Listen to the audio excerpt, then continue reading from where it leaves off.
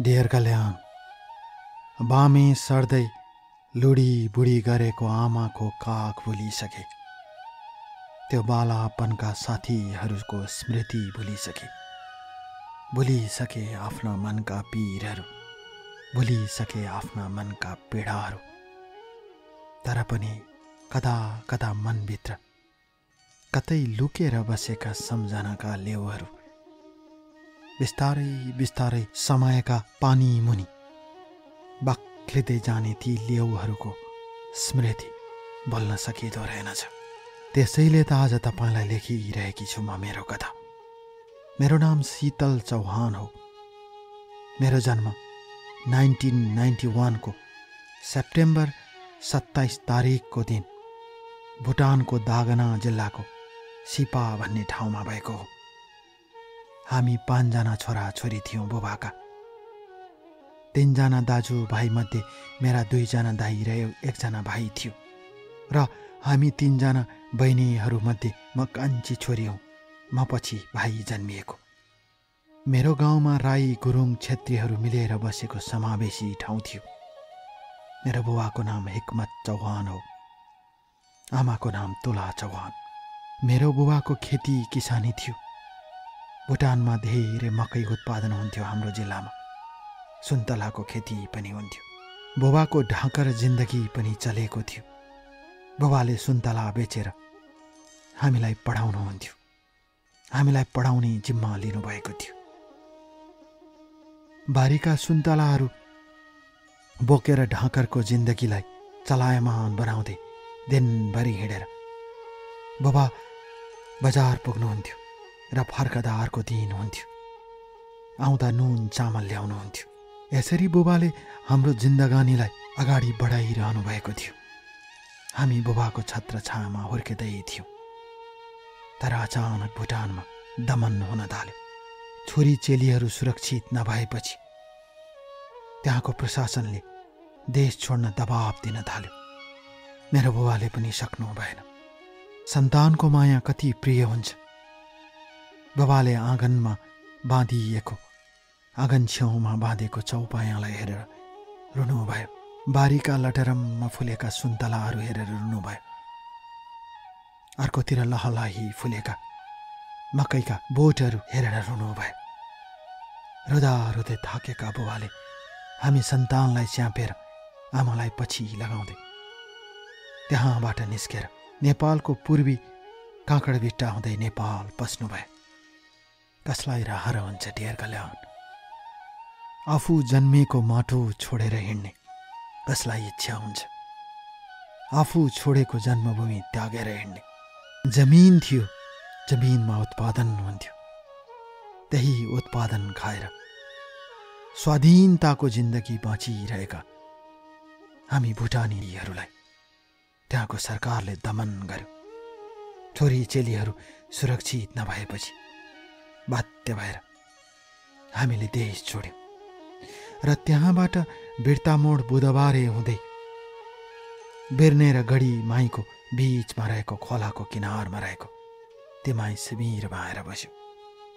यसरी एउटा जमिनको मालिक शरणार्थीमा परिणत हुन्छ। यो कथामा शब्द छैन। कति दुःख छ, कति पीडा छ, शब्दले वर्णन गर्न सकिँदैन। यही भुटानका नेपाली भाषीहरूको कथा सँगसँगै जोडिएको कथामा म आफूलाई गाँच्दै जान्छु। यसरी छँदा खाँदाको जमिन छोडेर हाम्रो परिवार शरणार्थी भयो। जग्गा जमिन घर आँगन वस्तु सबै भएका हामी भुटानी मुलुकका नेपालीहरू शरणार्थी भयौँ। अभिशाप हो कि प्रारब्ध, न्याय हो कि अन्याय, बोलिदिने कुरा गरिदिने कोही पनि थिएन। त्यहाँका शरणार्थी हामी। त्यहाँ आएपछि हावापानी नमिलेर थुप्रै शरणार्थीहरूले जीवन गुमाउनु भयो। सुरुमा प्लास्टिकका पाल टाँगेर बस्नुभयो मेरो बुबाहरू खोलाको किनारमा। हावा चल्थ्यो, हुरी चल्थ्यो। त्यसपछि त्यहाँका स्थानीय मानिसहरूको सहयोगमा मेरो बुबाहरूले समय कटाउन थाल्नुभयो। ओएसिस एकाडेमीमा मैले पढेकी 1 देखि 4 सम्म एकाडेमी 1, त्यसपछि एकाडेमी 2 र त्यसपछि स्कुल थियो। 8 कक्षादेखि 10 कक्षासम्मको मेन स्कुल थियो। नेपाली भाषाको पढाइ हुन्थ्यो। त्यसको अलावा जोङ्खा भुटानी भाषा पनि पढाइ हुन्थ्यो। मेरो बुबाले स्थानीय मानिसहरूको खेत जोतिदिने, बारीमा काम गर्न थाल्नुभयो। त्यसपछि बिस्तारै बिस्तारै क्याम्पमा इन्टरनेसनल संस्थाहरू आउन थाले, घर बनाउन सघाउन थाले, खानाहरू लिएर आउन थाले।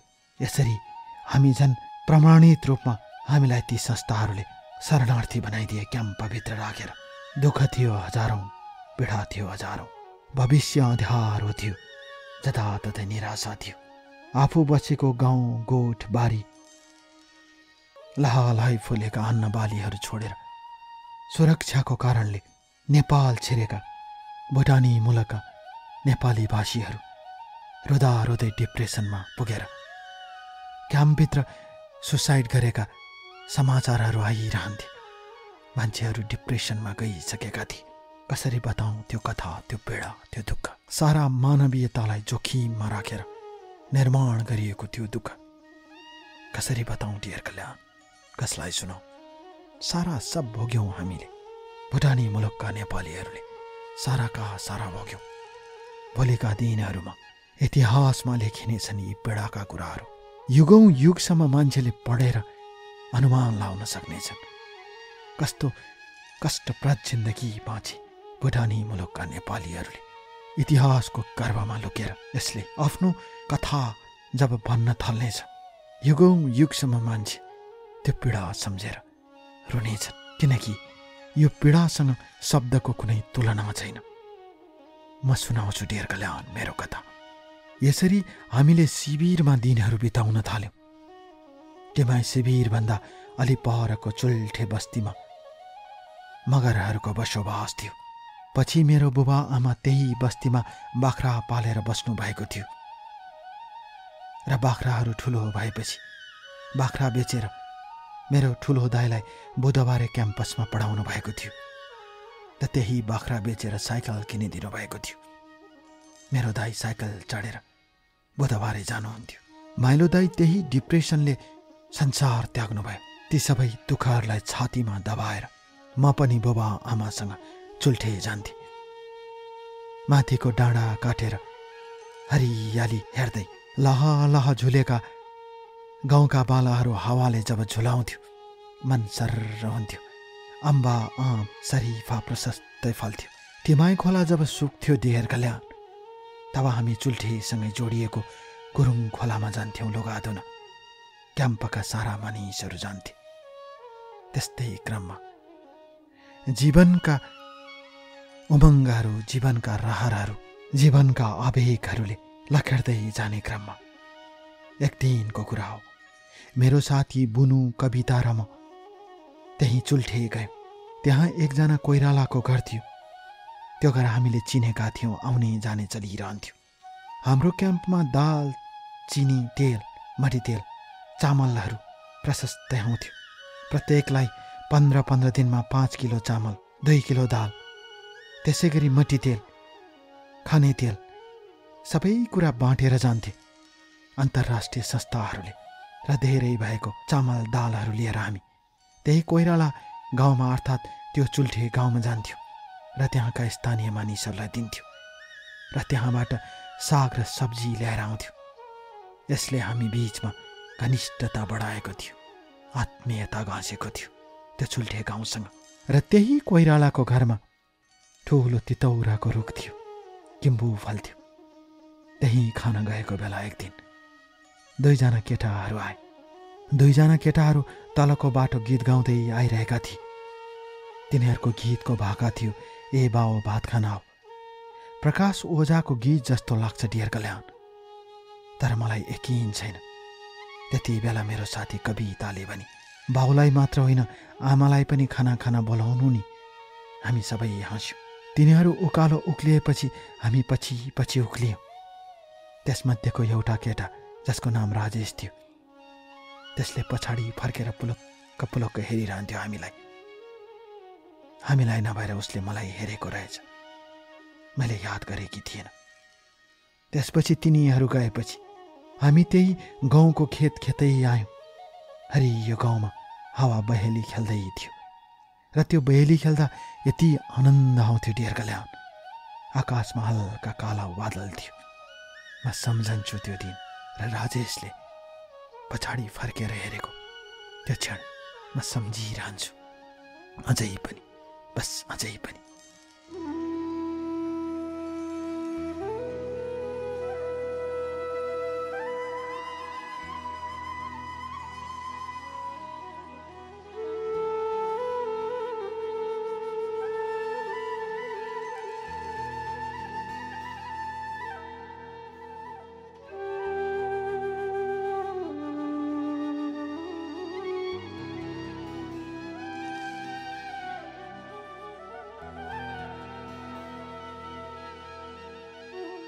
डियर कल्याण, औसत मान्छेहरूको भिडमा पानी पानी बनेर पहाड चाहिँ अग्लदै र चुलिँदै जाने मेरा मनका गुलाबी बैसहरू जब समयले आवेगले चुस्दै लाग्यो र चुसेर दाग बनाएर फ्याँकेको कोइला जस्तै भयो, तब मनभित्रका सपनाहरू रसाएर आँखाबाट बग्न थाले। त्यही बगिरहेको कथा म तपाईँलाई सुनाउँछु। यसरी दिनहरू बित्दै जाने क्रममा तिमाई शिविरभन्दा अलि परको चुल्ठे बस्तीमा रहेको मगर बस्तीमा 3 दिनपछि मलाई राम्रोसँग थाहा भयो राजेशले मलाई मन पराएको रहेछ। फिक्कल घर भएको राजेश चुल्ठेमा आफ्नो दिदीको घरमा बसेर पढ्दै रहेछ। उसको बिनाजु विदेश गएकोले दिदीको ससाना छोराछोरी रहेछन्। त्यसैले राजेश ससाना छोराछोरी हेरिदिने र दिदीको साथी बनेर दिदीको घरमा बसेको रहेछ। जब जब म चुल्ठे पुग्थेँ तब पछिल्ला दिनहरूमा सबैले भन्न थाले, कस्तो मन पराएको तिमीलाई त्यो राजेशले। त्यो भनेको केही दिनमै राजेशले मलाई चिठी पठायो र आफू फिक्कल गयो। फिक्कलबाट फर्केर आएको दिन ऊ फेरि शिविरमा आएछ। शिविरमा मलाई खोज्दै बाटोमा बस्दो रहेछ। मलाई देखेपछि दिनभरि हेरेर ऊ घर फर्कदो रहेछ। यो कुरा बिस्तारै मैले थाहा पाएपछि एक दिन राजेशले मलाई दिदीको घरमा त्यहीँ बोलायो। मैले एकजना चिनेको कुमारी दिदी हुनुहुन्थ्यो। म कुमारी दिदीको घरमा गएको थिएँ र कुमारी दिदीको घर र राजेशको दिदीको घरसँगै थियो। राजेशको दिदीको घरमा ब्ल्याक एन्ड व्हाइट टेलिभिजन थियो। त्यसैले हामी टिभी हेर्न त्यहाँ गयौँ बेलुका। तर संयोग कस्तो भयो भने पल्लो घरमा कलर टेलिभिजन आएकोले सबैजना कलर टेलिभिजन हेर्न गए। म र राजेश मात्रै त्यहाँ भयो। बेलुकीको समय राजेशले मलाई भन्यो, म क्याम्पमा तिमीलाई हेर्न जान्थे, तिमीलाई हेर्थे, तिमीलाई देख्दा सङ्लो पानी पिए जस्तो लाग्थ्यो, तिमीलाई हेरिरहन मन लाग्थ्यो। किन लाग्थ्यो मलाई थाहा छैन भने मैले उसको आँखामा हेरेँ। राईको बच्चा राजेश, चिम्सा आँखाभित्र पनि गहिरो मायाको छाल थियो। त्यो उमेर, त्यो वयस, त्यो पल मैले उसको आँखाभित्रको मायालाई छपक्क छोपे र त्यही बेला उसले दिदीको घरमै बसौँ भने मैले नाइ हुँदैन भने। दिदीको घरको मेरो कोठा बाहिरबाट छ, तिमीले देखेकी छौ, केही हुँदैन भने माया देखायो, स्नेह देखायो र लहलहाइमा त्यो रातमा उसको कोठामा बसे। जीवनमा पहिलो पटक मेरो राजेशसँग सेक्स भयो। जीवनको पहिलो त्यो रात कसरी बोल्न सक्थे डियर कल्याण, मैले बोल्नै सकेन। अर्को दिनदेखि म राजेशलाई भेट्न कुनै न कुनै बहानामा त्यहाँ पुग्थे। कक्षा 8मा पढ्दाको कुरा हो डियर कल्याण। र त्यही बेला पढ्दा पढ्दै म प्रेग्नेन्ट भएँ। मैले राजेशलाई सुनाएँ। त्यसपछि राजेशले भन्यो, म घर फिक्कल जान्छु, घरबाट खर्च ल्याउँछु, तिमी चिन्ता नगर भनेर ऊ फिक्कल गयो। तर धेरै समयसम्म आएन। शिविरबाट स्कुल जाँदा मलाई गाह्रो हुन्थ्यो। एक दिन आमाले थाहा पाउनुभयो र भन्नुभयो, कसको बच्चा हो? मैले राजेशको बच्चा हो भने बाबा रुनुभयो।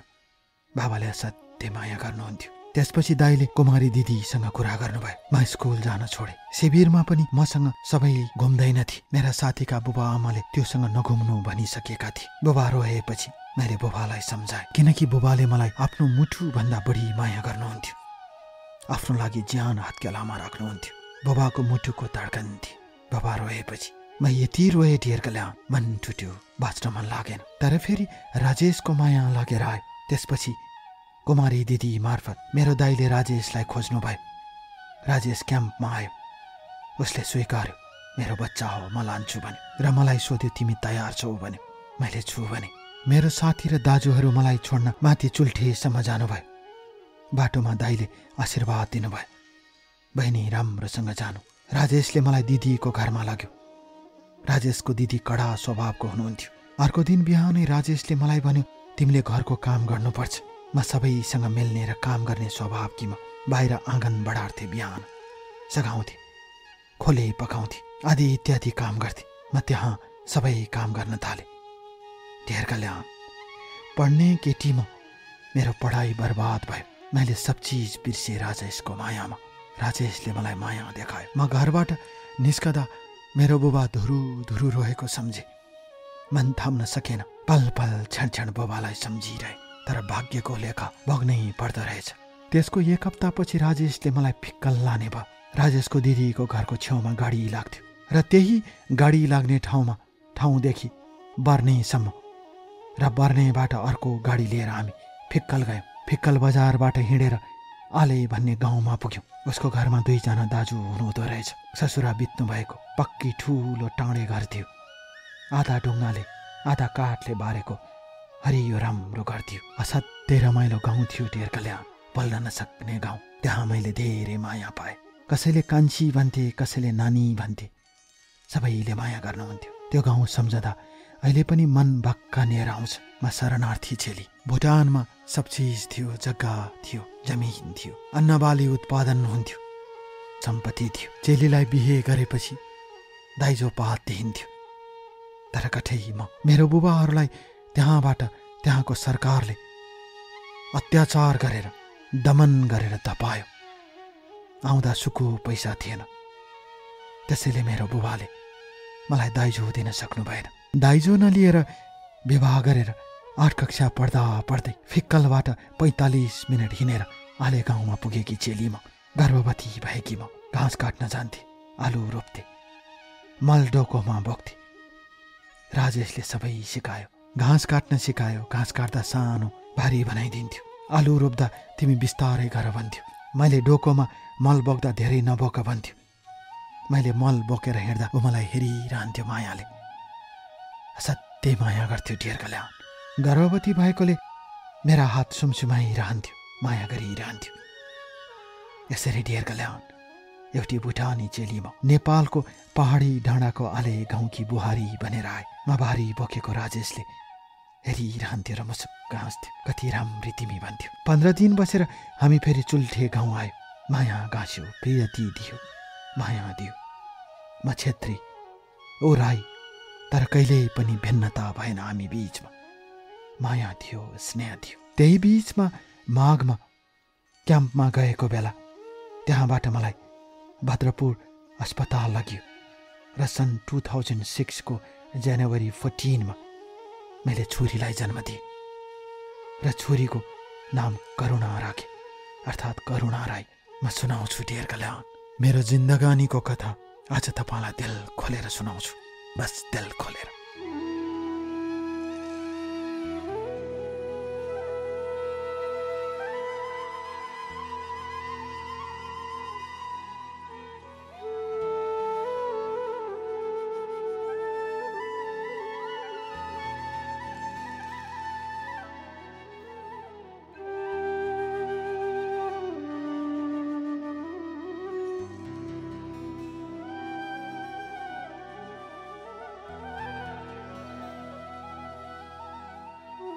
ढेर कल्याण जीवनको वेगमा बग्दै जाने सपनाहरू किनार लागेपछि सपनाले कुनै अर्थ राख्दो रहेनछ।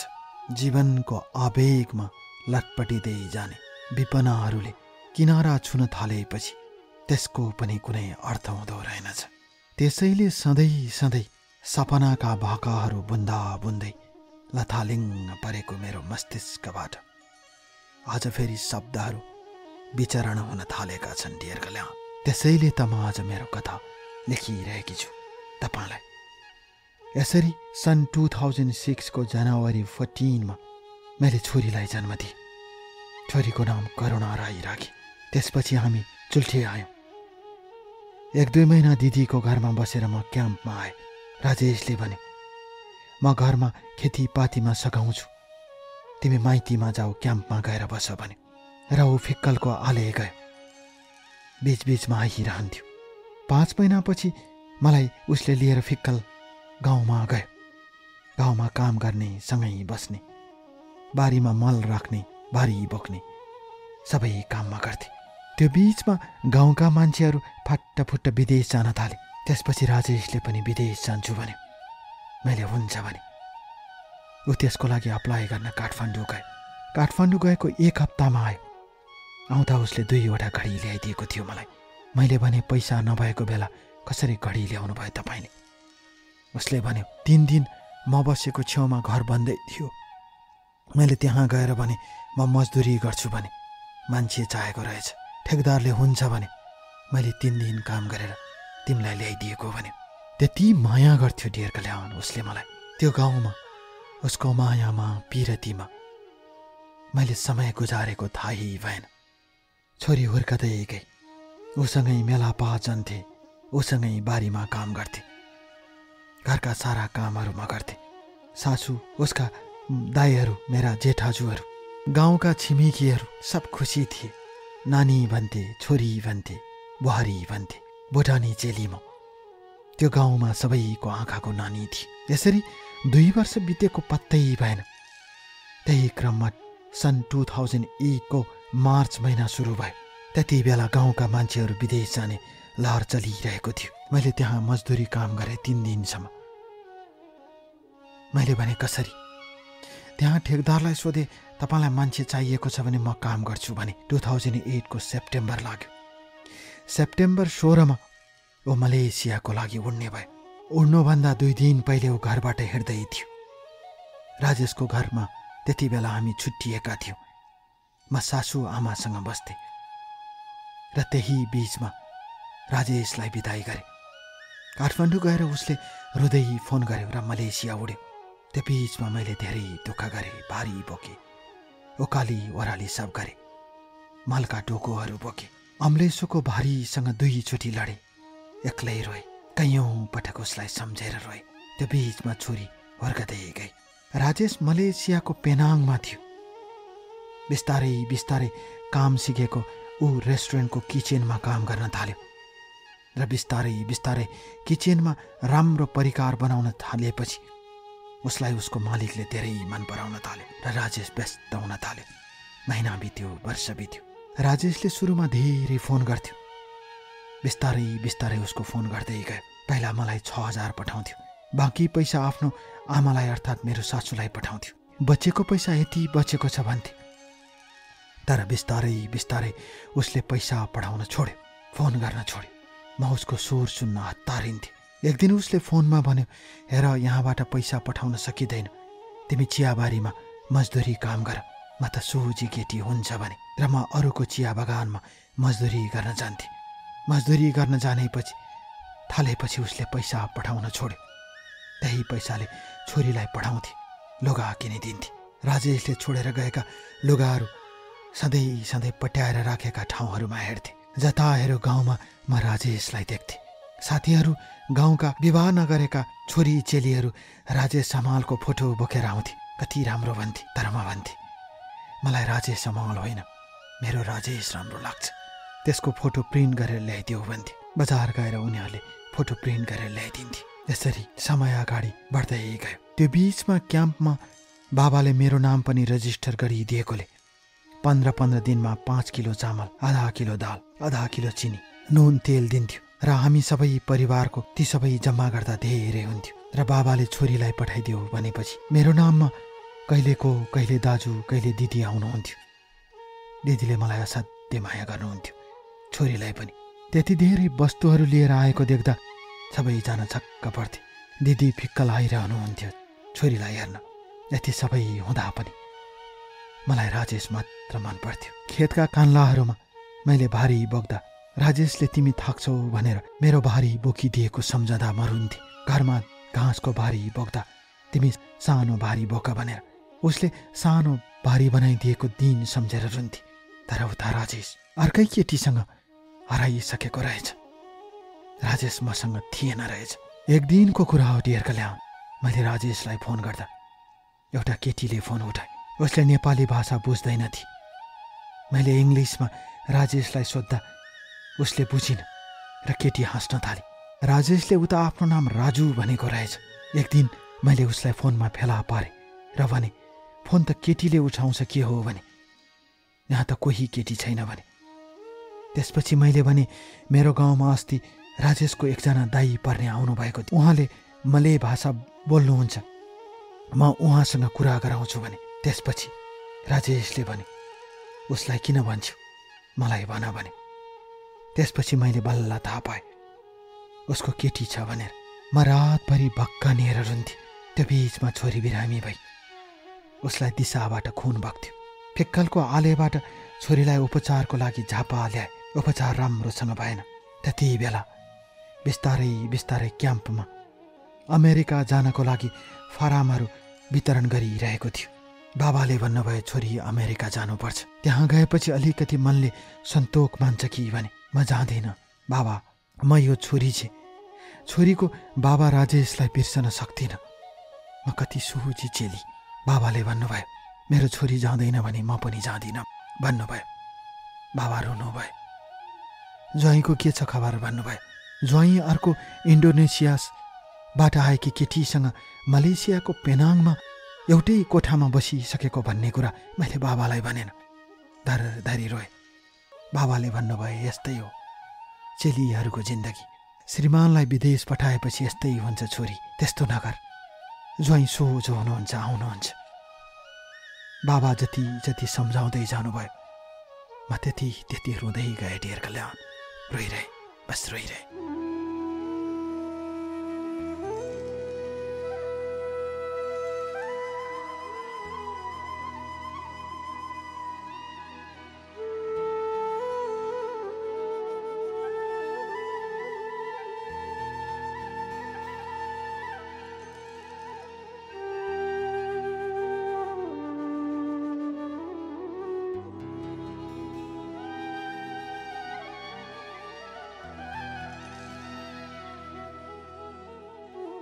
डेर कल्याण मनका भावनाहरू, मनका दुःखहरू, मनका आहुतिहरू र मनका संवेदनाहरू लुकाएर आँखाबाट आँसु झार्नुपर्ने जिन्दगीमा कति पीडा हुन्छ भन्ने कुरा भोग्नेलाई थाहा हुन्छ। सरलतामा रमाउने मेरो जिन्दगानीभित्र जटिलताले यसरी मलाई गाँच्दै लग्यो। म थिचिँदै गएँ, पिल्सिँदै गएँ र समयको आवेगले मलाई यसरी घिसार्दै लाग्यो। म कहाँ कहाँसम्म पुगेँ डेर कल्याण। आज म तपाईँलाई सुनाउँछु मेरो जिन्दगानीको कथा। दिल खोलेर सुनाउँछु, बस दिल खोलेर। यसरी दाइहरूले यहाँ के छ हाम्रो, न जग्गा छ न जमिन छ बहिनी, यहाँ हामी के गर्न सक्छौँ। अब भुटान फर्कन सक्ने अवस्था छैन। त्यहाँको जमिनहरू, त्यहाँको माटोहरू, त्यहाँका साराका सारा आफ्नो स्वामित्व हामीले गुमाइसक्यौँ। हामीसँग एक टुक्रा जमिन छैन। अधिकारका लागि लड्नेहरू कति मरे, कति बिकिसके। भारतीय राजनीतिमा हामी पिसियौँ। हामीले आफ्नो अधिकार मागेका थियौँ। भुटानको राजा फ्याँक्ने आन्दोलन थिएन, तर हामीलाई दमन गर्यो, मार्यो। हामीलाई भारतीय गाडीहरूमा कोचेर यहाँ ल्याइ पुर्यायो। अब हामीसँग जमिन छैन बहिनी। जमिन नभएका हामीलाई यहाँ बस्नुभन्दा अमेरिका जानुपर्छ, दाइहरूले यही भन्नुभयो। त्यति बेला राजेशले एकजना इन्डोनेसियाको केटीसँग सँगै बस्न थालेको भन्ने कुरा मलाई मात्र थाहा थियो। ऊ बस्ने पेनाङ सहरमा जुन रेस्टुरेन्टको मालिकको बहिनी थिए। उसको फोटो पनि पठाएकी छु डेर कल्याण। उसको नाम एनिल्डा हो। हेर्नुहोस्, एनिल्डासँग टाँसिएर बसेको फोटो। त्यही मेरो श्रीमान राजेश। रेस्टुरेन्टको कुकिङको काम गर्दा गर्दै र कुकिङमा राम्रो काम गर्दा मालिकको एकदमै नजिक भएकोले ऊ मालिकको बहिनीसँग र उसैसँगको मायामा डुबेर छोरी र मलाई बिर्सदै गयो। र त्यो केटी एनिल्डाले उसलाई मलेसियामा बस्न सक्ने त्यहाँको पर्मानेन्ट रेसिडेन्सी कार्ड बनाइदिन्छु भनेकी रहेछ। राजेश त्यसैमा बोलेको रहेछ। उता ऊ एनिल्डासँग भुलिरहेको छ, यता म मेरो राजेश भन्दै क्याम्पमा रुन्छु डेर कल्याण। तर उता उसँग लिभिङ टुगेदरमा बसेको थियो। मैले फोन गर्दा हरेक पटक त्यही केटीले उठाउँथे, कारण त्यही थियो। म रुन्थे, कराउँथे, बरबराउँथे, मेरो सहारा कोही थिएन। मर्नको लागि धेरै पटक कोसिस गरे डियर कल्याण, तर छोरीको यादले सताउँथ्यो। 3 ताका क्याम्पमा तपाईँको कार्यक्रम, मेरो कथा सुन्नका लागि मानिसहरूको भिड हुन्थ्यो। थुप्रै मान्छेले डाउनलोड गरेर ल्याउँथे। मैले एउटा कथा सुने, त्यो कथाले मलाई एन्टिबायोटिकको काम गरे। म जस्तै एकजना चेलीको कथा थियो। उसको जीवनमा सङ्घर्षको कथा सुनेर मलाई मर्नबाट बचाइदियो। तपाईँप्रति आभारी छु डियर कल्याण। त्यसैले त आज म यो कथा लेखिरहेकी छु। म भुटानी चेली शरणार्थी, भुटानी चेली र शरणार्थी भनेर मेरो कथा फ्याँकिदिनु भयो भने मेरो कसम डियर कल्याण, तपाईँलाई पाप लाग्नेछ। मेरो कथामा पीडा छ, दुःख छ, दर्द छ, आँसु छ, जीवनको अभिशाप छ। त्यही कथा सुनाउँछु म आज तपाईँलाई। त्यो बीचमा मैले राजेशलाई फोन गरेँ र भने, राजेश तिमी आऊ, म अमेरिका जाँदिनँ। उसले म विचार गर्छु भन्यो। त्यसपछि मैले बाबालाई म अमेरिका जाँदैन बाबा भने। बाबाले भन्नुभयो, यो छोरी जाँदिन भने म एक्लै यसलाई छोडेर जाँदिनँ। यो त मेरो मुटुको टुक्रा हो, चाहिँदैन मलाई अमेरिका। यसलाई छोडेर म कसरी जान सक्छु? त्यही चुल्ठे गाउँमा गाउँलेहरूको बाख्रा पालेर बस्छु। यो छोरीलाई छोडेर जाँदिनँ। त्यो पल मैले रुँदै भने, बाबा मेरो राजेश आउँछ, मलाई अमेरिका भन्दा मेरो राजेश प्यारो लाग्छ बाबा भनेर रोए। त्यसो भए उसँग कुरा गर न त फेरि भन्यो दाइले। मैले राजेशलाई फोन गर्न लगाएँ, उसले उठायो र दाइसँग उसले भन्यो, छोरीलाई गाउँमा लगेर छोडिदिन भन्नुहोस्, अनि त्यसपछि अमेरिका जाँदा केही हुँदैन भने। त्यसपछि मैले फोन खोसेर भने, मैले नानी छोड्दिनँ। 15 वर्षको उमेरमा तिम्रो पेट बोके, शरणार्थी क्याम्पभित्रमा बदनाम भए। स्कुल जाँदा मसँग साथीहरू जाँदैनथे, क्यारेक्टर लेस केटी भन्थे मलाई। तर पनि मैले छोरी जन्माएँ। आज छोरी जन्माएको यो अवस्थामा म छोरी छोडेर अमेरिका जाँदैन, बरु म मर्छु यहीँ, म छोरी छोड्दिनँ भने। त्यसपछि उसले फोन राख्यो। अर्को दिन मैले फोन गरेँ, फेरि भने के खान जान लागेको अमेरिका, के छ अमेरिका? मैले भने मलेसियामा के छ? उसले भने यहाँ सब चिज छ। भिरबाट खस्न लागेको गोरुलाई राम राम भन्न सकिन्छ, काँध थाम्न सकिँदैन भन्यो राजेशले। उता त्यो केटीले राजेशलाई मलेसियाको पर्मानेन्ट रेसिडेन्सी कार्ड बनाइदिन्छु भन्न थालेकी रहेछ। त्यही भएर उसँग बसेर जीवनको ऐस आराम गरिरहेको रहेछ। राजेशलाई अमेरिका केही पनि लागेन, म कोही पनि लागेन। बाबाले सम्झाउनु भयो, छोरी हिँड, उहाँ गएपछि ज्वाइँ आउनुहुन्छ, चिन्ता नगर भन्नुभयो। त्यसपछि बाबालाई सम्झेर दाईहरूलाई सम्झेँ मैले दाई र बाबाको जिन्दगी बर्बाद गर्न चाहेन क्याम्पमा राखेर। त्यसपछि 2011को सुरुका दिनहरूमा IOM को अफिस दमकमा हुन्थ्यो। त्यहाँ हामीलाई लिन गाडी आउँथ्यो, गाडीमा बसेर जान्थ्यो। कागजातहरू सबै मिल्दै गयो र त्यसपछि 2011 को सेप्टेम्बर 16 हामी काठमाडौँ आयौँ र 2011 को सेप्टेम्बर 20 हामी अमेरिकाको लागि उड्यौँ। जाने बेला मैले एयरपोर्टबाट फोन गरेँ राजेशलाई, तर त्यो केटीले उठाए। त्यहाँबाट अर्थात् काठमाडौँबाट चाइना एयर हुँदै मिनेसोटाको मिनियापोलिस इन्टरनेसनल एयरपोर्टमा ओर्ली। राजेशको याद आयो। एयरपोर्ट ओर्लिन साथ गाउँ सम्झे, त्यो चुल्ठे सम्झे, फिक्कलको राजेशको गाउँ सम्झे। जति जति गाडीमा आफू बसेको ठाउँतिर जान्छु त्यति रोइरहन्छु। बाबाले सोध्नुभयो, किन रोयो छोरी भनेर। होइन बाबा, त्यसै रोए कि भनेर आँसु पुछे। गाउँको याद आयो, राजेशको याद आयो। अमेरिका पुगेपछि मैले राजेशलाई फोन गरेँ र भने बाबाले सबैले बोलाउनु भएको छ। त्यति बेला राजेशले ठुलो हुँदै भने, म त आउँछु, तर टुरिस्ट भिजामा मात्रै आउँछु। म मेरो साथीलाई लिएर आउन सक्छु, एनिल्डालाई। उसले यही भने। त्यसपछि म रुन थालेँ। म रोएँ। पछि उसको केटीले फोन उठाए। के भनी थाहा भएन र फोन राखी। म रोइरहेँ। डियर कल्याण, म सुनाउँछु आज मेरो जीवनको कथा। कसरी जीवनमा पीडाहरू भोग्छ मान्छेले, कसरी जीवनमा मान्छे रुन्छ। म आज दिल खोलेर सुनाउँछु डियर कल्याण तपाईँलाई मेरो कथा। ती दिनहरूमा मैले राजेशलाई फोन गर्थेँ, मनका कुराहरू सेयर गर्न खोज्थेँ। ऊ भन्थ्यो टाइम छैन। म भन्थेँ त्यसो नभन्नुहोस्, हेर्नुहोस् छोरी छ। जब मिनेसोताको पार्कहरूमा घुम्न लैजान्थे छोरीलाई, त्यति बेला गोराका आमा बुबाहरू मेरो छोरी जस्तै बच्चालाई पार्कमा घुमाउन लैजान्थे। तिनीहरूको जोडी देख्दा म राजेशलाई सम्झन्थेँ र फोन गर्थेँ, आउनुहोस् बिन्ती भन्थेँ। तर ऊ भन्थ्यो मसँग समय छैन, म बिजी छु, म आउँदिनँ भन्थ्यो। डियर कल्याण, कसरी समयले मान्छेलाई ठग्दै जान्छ, कसरी समयले मान्छेलाई बेहाल बनाउँदै जान्छ। म आज तपाईँलाई सुनाउँछु मेरो साँचो कथा, बस मेरो आफ्नो कथा।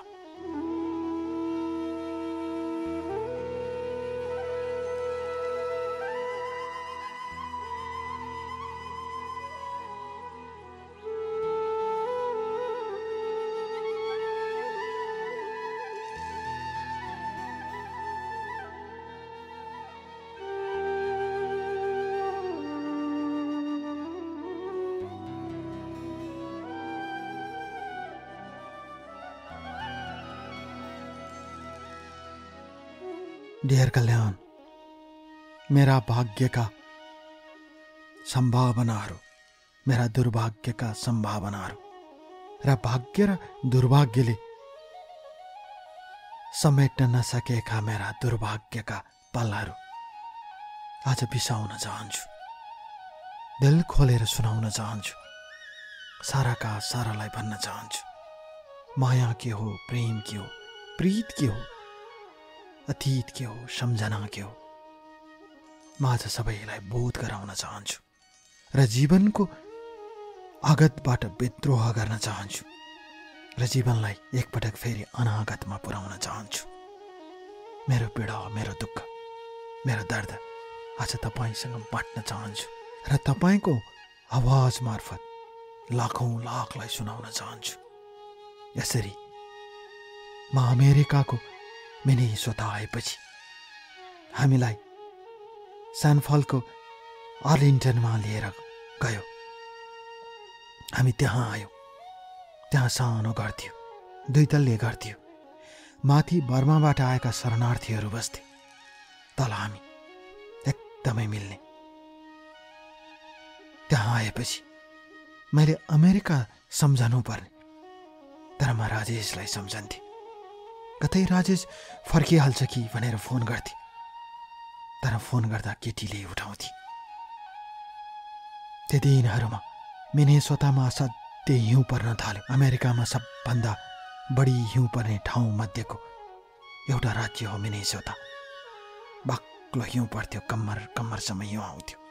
बाहिर निस्कदा मान्छेहरू गैँती लिएर हिउँ खन्थे गाडी निकाल्नलाई, बाटोमा पार्किङ गरेका गाडीहरू निकाल्नलाई। म हेर्थेँ, सोच्थे राजेश भएको भए कति राम्रो हुन्थ्यो होला। मेहनती केटा हो, माया गर्थ्यो। विदेश गएपछि अर्काको मायामा हराए। सम्झदा सम्झँदै मन थाम्न सक्दैन थिए।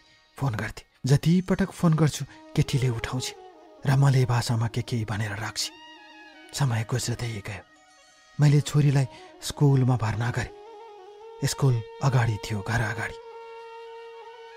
हामी शरणार्थीका लागि हेल्प गर्ने मान्छेहरू त्यहाँको राज्यले व्यवस्था गरिदिएको थियो र सबभन्दा पहिले हामीलाई अङ्ग्रेजी भाषा पढ्नुपर्ने भएकोले म राति काम गर्थेँ र दिउँसो अङ्ग्रेजी भाषा पढ्न जान्थेँ।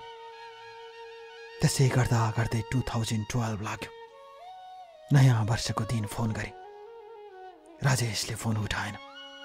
त्यसपछि मैले क्यान्डी बनाउने फ्याक्ट्रीमा काम गर्न थालेँ। त्यहाँ धेरै नेपालीहरू हुनुहुन्थ्यो। चिन्जान भयो। एउटै नेपाली, एउटै भाषा। भुटानी नेपाली भन्ने भिन्नता रहेन। विदेशमा सबै नेपाली भयौँ। त्यहाँ काम गर्दा पनि मलाई राजेशको यादले सताइरह्यो डियर कल्याण। मैले उसलाई जति वास्ता गर्दैनथेँ त्यति याद आउँथ्यो। तर ऊ त्यही इन्डोनेसियाको केटीको मायामा थियो। अर्काको अगालोमा म उसलाई सम्झने। मालिकको रेस्टुरेन्टको हड्ता कर्ता हो। बोसको बहिनीसँग बस्न थालेपछि उसको फुर्ती हर्कै। म थाक्दै गएँ। उसलाई अमेरिकामा अब मैले देख्न छोडेँ। अब ऊ आउँछ जस्तो लागेन। नेपालमा हुँदा राजेशको लागि मठ मन्दिर गए, सारा धाए, धाम धाए, बोका चढाए, खसी चढाए, देवी देवतालाई भाके मेरो राजेशलाई बोलाइदिनु भनेर। तर राजेश आएन। कयौं पटक मर्न मन लाग्यो नेपालमा डिप्रेसनमा गएर, तर छोरी सम्झेर मरिन। अमेरिका आएपछि पनि भगवानको पूजा गरे, तर केही लागेन। त्यसपछि म केही हुन्छ कि मेरो डिप्रेसन कम हुन्छ कि भनेर चर्च जान थाले। चर्च जान थालेपछि मलाई अलिकति शान्त भयो। म धर्मको लागि गएको होइन ढेर कल्याण। मठ मन्दिर देवी देवताप्रति मेरो ठुलो आस्था छ। मन शान्त भएपछि, मनमा शीतलता थाएपछि मैले चर्चको बाटो छाउन थालेँ। अझै पनि म सम्मान गर्छु हिन्दू धर्मलाई। मैले धर्म परिवर्तन गरेको होइन। मेरो मनमा शान्ति मिल्यो र म चर्च जाउन थालेँ। त्यसपछि मिनेसोटामा मैले गाडी चलाउन सिकेँ। गाडी चलाउन जाने 2012 बितेर 13 लाग्यो। त्यसपछि मैले मिनेसोटाको सेन्ट जोन हस्पिटलमा काम गर्न थालेँ। सेन्ट जोन हस्पिटलबाट 1 वर्ष काम गरेपछि 2014 मा म सिनियर सिटिजन सेन्टरमा काम गर्न थालेँ। र त्यहाँ काम गर्दा मेरो एकजना बुढी आमासँग भेटघाट भइरहन्थ्यो। उहाँ पनि मसँगै काम गर्नुहुन्थ्यो। उहाँको नाम लिलियन हो। उहाँ फिलिपिन्सबाट अमेरिका आउनुभएको धेरै वर्ष पहिले। लिलियनको उमेर 70 वर्षको थियो। उहाँ सिटिजन सेन्टरमा मसँगै काम गर्नुहुन्थ्यो। उहाँको छोराको नाम राल्फ थियो। एक दिन लिलियनले मलाई आफ्नो छोराको बारेमा भन्नुभयो। ऊ रेस्लरको थियो।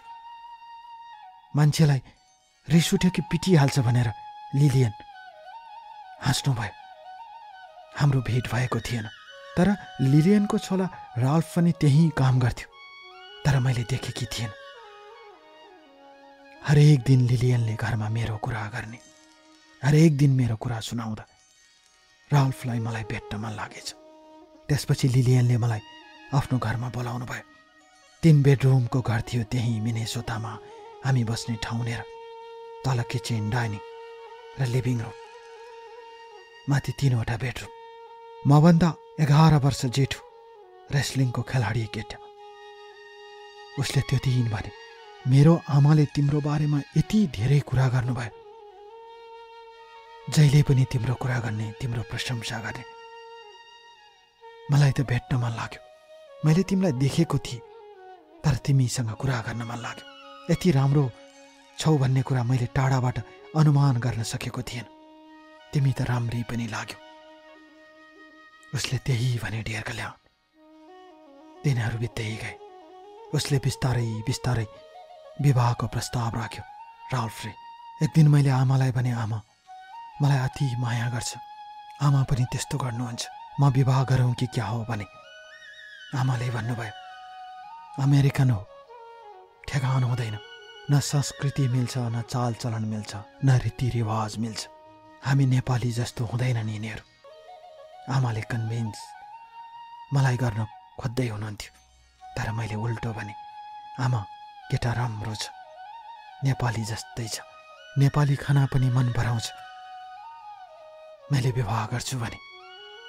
बाबाले पनि अब ज्वाइँ आउँदैनन्, छोरीले गर्छ भने ठिकै छ भन्नुभयो।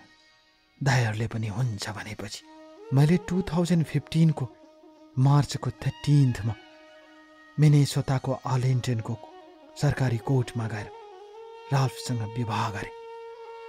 म सुनाउँछु ढेर कल्याण मेरो विवाहपछि राजेशको कथा।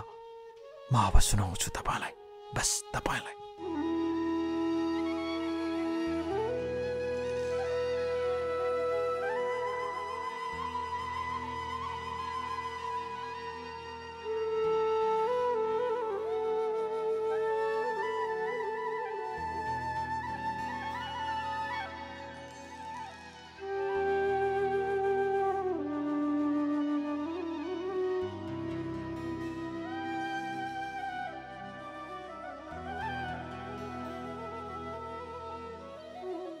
डियर कल्याण, यसरी राल्फसँग मेरो विवाह भयो।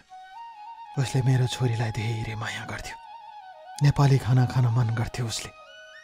समय बित्दै गयो। उसले जहाँ जहाँ पनि मलाई आफै ड्राइभ गरेर लैजान्थ्यो। तिम्रो ड्राइभिङमा अझै राम्रोसँग हात बसेको छैन भन्थ्यो।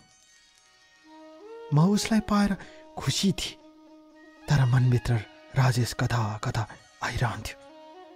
त्यो गाउँ, त्यो क्षण, त्यो चुल्ठे, उसलाई भेटेको क्षण, त्यो पहिलो रात उसँग बिताएका क्षणहरू मेरो हृदयभित्र गढेर बसेको थियो। कहिलेकाहीँ लुकेर उसलाई फोन गरौँ जस्तो लाग्थ्यो, तर उसलाई फोन गरेर केही फाइदा छैन भन्ने मेरो मनभित्र आइसकेको थियो। डियर कल्याण, समय गुज्रदै जाँदा 2016 आमा भन्ने भए र त्यही सालको जुलाईको 4 रिजन हस्पिटल सेन्ट पल मिनेसोतामा छोरी जन्मी। सेन्ट पल हस्पिटल मिनेसोताको सबभन्दा ठुलो हस्पिटल मानिन्छ थियो। त्यही हस्पिटलमा मेरो छोरीको जन्म भयो। छोरीको नाम मैले लत्तिका राखेँ। राल्फले पनि मन परायो। छोरी जन्मिएपछि हामी छुट्टै बस्न थाल्यौँ। पहिला आमासँग बसेको राल्फ छुट्टै बसेपछि उसमा बिस्तारै परिवर्तन आउन थाल्यो। एक दिन मैले दाल पकाउँदै थिएँ र तरकारीमा मसला हालेँ। उसले भन्यो, अब हामी घरमा खानु हुँदैन। मैले भने, किन? यो नराम्रो स्मेल आइरहेको छ, घर नराम्रो हुन्छ भने। म छक्क परेँ र उसले एक दिन मलाई बिस्तारै भन्यो, हेर, तिम्रो त्यो पहिलेको छोरीमा म उसको बाउको अनुहार देख्छु भन्यो। त्यो रातमा यति रोएँ डियर कल्याण। अर्को छोरी जन्मेपछि राल्फले म प्रति राम्रो व्यवहार गर्न थालेन। त्यसपछि मलाई कहीँ जान दिँदैन थियो। जहाँ जाँदा पनि सँगै जाउँ भन्थ्यो। मैले किन भन्दा तिमी सोझी छौ र राम्री पनि छौ भन्थ्यो। मैले अफिसमा मेरो बस जुन लेडिज उसलाई सुनाउँदा उसले भन्थे, तिमीलाई माया गरेको हो उसले यही भने।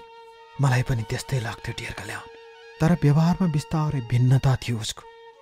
एक दिनको कुरा हो, हामी त्यहाँ मलमा गएको बेला एकजनाले जेलको एडभर्टिजमेन्ट गर्दै थियो र उसले मलाई देख्न साथ यो जेल ट्राई गर्नु न भने। मैले हो थ्याङ्क यू पढ्दैन भने। त्यति बेला राल्फ मेरो अगाडि बढेर त्यो केटालाई भन्यो, उसले ट्राई गर्दैन भनेको छ, तैँले किन फोर्स गरेको भने। उसले त्यो केटाले मैले तँलाई होइन उसलाई भनेको भने, ऊ मेरो वाइफ हो भने। त्यसपछि दुवैजना भेट्न थालिहाले। दुवैजना बक्सर रहेछन्।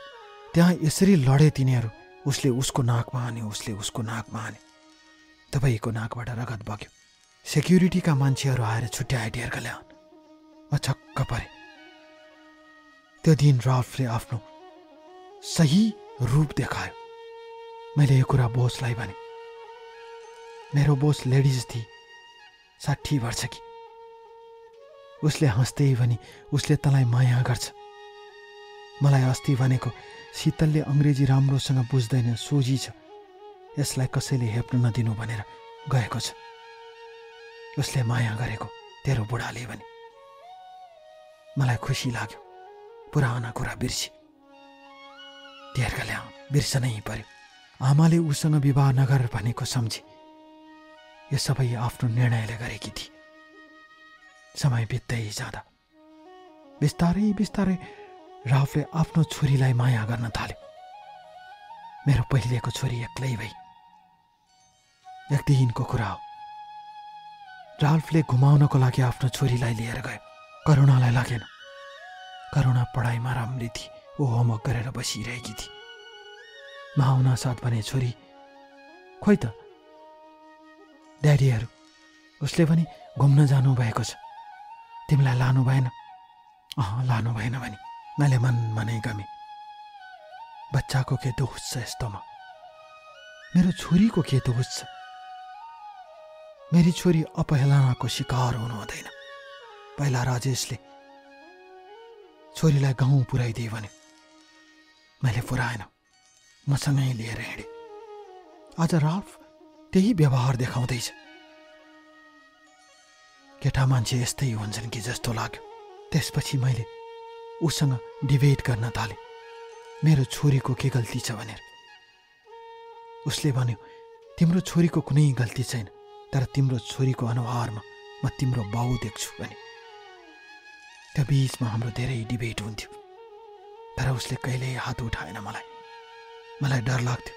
रेस्लर हो, उसले हान्न सक्छ जस्तो लाग्थ्यो, तर हान्दैन थियो, माया गर्थ्यो। तर उसले छोरीप्रति देखाउन थालेको व्यवहारले मेरो मन फाड्दै गयो डियर कल्याण। तर त्यही बीचमा अचानक राजेशको फोन आयो। उसले मेरो नम्बर पत्ता लगाएर उसले फोन गर्यो र भन्यो, म फिक्कलमा छु, गाउँमा छु भन्यो। त्यसपछि मैले भने, के छ तपाईँको खबर भने। मलाई गाउँमा सबैले गाली गर्छन् भने। किन भनेर सोधे। तैँले दुःख दिइस् शीतललाई, कति माया गर्थे, तेरो भाग्यमा खोटो, मलेसिया गएर दुनियाँ रन्डीसँग बसिस्। तर त्यस्तो माया गर्ने केटीलाई तैँले चिनिनस्, त नसामा थिइस् त्यो केटीको। आज तेरो अमेरिका जाने भाग्य खुसी हो भन्छन् भने। म हाँसे मात्रै, बल्ल तपाईँलाई रियलाइज भयो भने। ऊ रोयो अनि फोन राख्यो, बोल्नै सकेन। त्यत्तिकैमा अर्को दिन उसले फेरि फोन गर्यो, तिमीलाई फुर्सद छ कि छैन भनेर। मैले छ, कुरा गर्नुहोस् न भने। म प्राय राल्फ नभएको बेला उसँग कुरा गर्थेँ। उसले भन्यो, डियर कल्याण, मैले धेरै दुःख पाएको छु। तिमीले यहाँ जे भोगेर गयो, म अहिले त्यही भोग्दैछु। म केटा मान्छेलाई त यति गाह्रो हुन्छ भने तिमीलाई कस्तो गाह्रो भयो होला भनेर रुन थाल्यो। त्यति बेला मैले भने, जति बेला तपाईँ मलेसिया हुनुहुन्थ्यो त्यति बेला तपाईँले त्यो केटीको टाटु आफ्नो हातमा खोप्नु भएको थियो।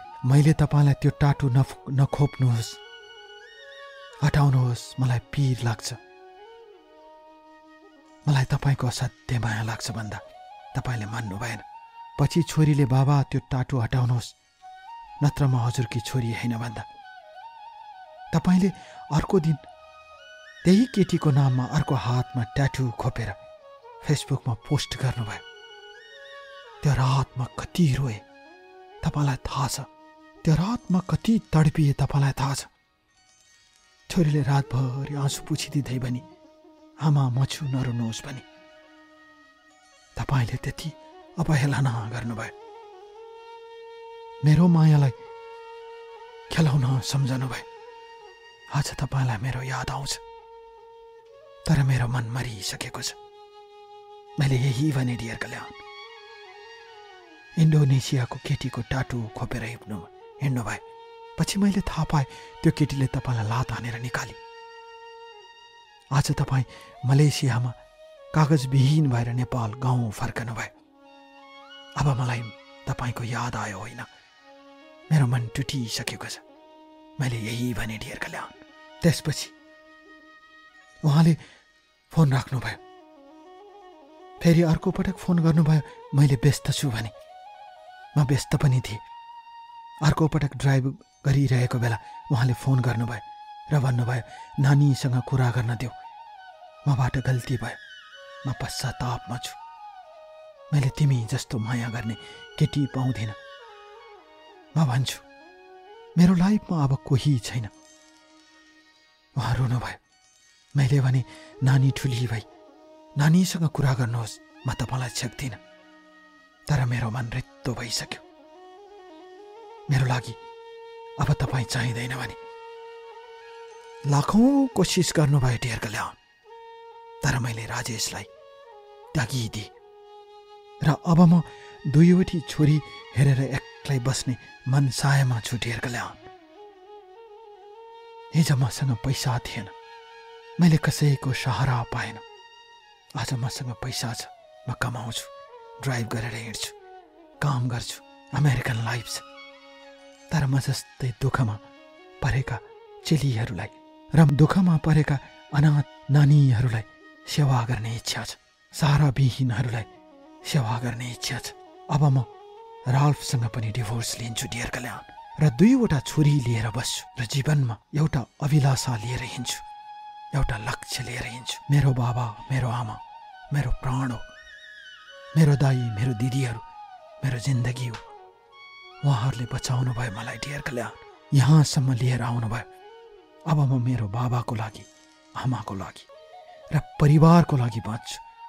परिवारभन्दा ठुलो कोही हुँदा रहेनछ। अझै पनि नेपालमा भएका मेरा साथीहरूले मलाई फोन गरेर भन्नुहुन्छ, अमेरिकन केटा खोजिदेन भन्नुहुन्छ।